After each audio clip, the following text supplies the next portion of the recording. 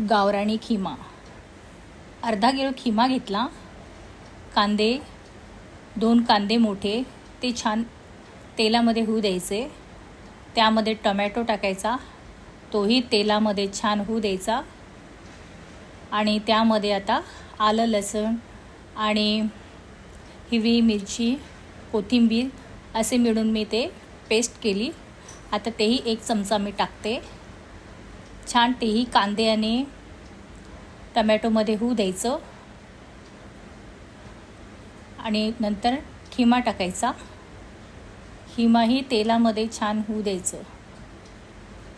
जोपर्यंत पाणी पूर्ण सोकून घेत नाही खिम्याचं आणि तेल वर येत नाही तोपर्यंत ते हलवायचं. आणि खिमा पूर्णपणे कोरडा झाला तरच ते अजून टेस्टी होतं.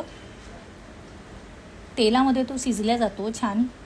नंतर मग लाल तिखट टाकायचं. मी 2 चमचे लाल तिखट टाकले कश्मीरी, अर्धा चमचा हळद टाकली आणि काळा मसाला टाकला. तो माझा आहे, तो जो मी बनवते नेहमी तो टाकला 2 चमचे आणि कोथिंबीर आणि छान हलवायचं. आणि मस्त टेस्टी असं गावरानी खिमा आपला तयार होणार मस्त. आणि त्यामध्ये 1 मोठा ग्लास पाणी घालायचं.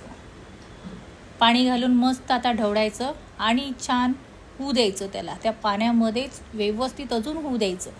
खिम्याला नेहमी वेळ लागतं शिजायला. आता आपला खिमा तयार झालेला आहे. त्यामध्ये निंबू टाकायचं आणि कोथिंबीर. खिम्याला शिजण्यासाठी तरी अर्धा तास लागतोच. आणि मिरची टाकायची. असा आपला खिमा तयार झाला आहे. तुम्ही घरी करून बघा. माझ्या चॅनलला लाईक आणि सबस्क्राईब करा.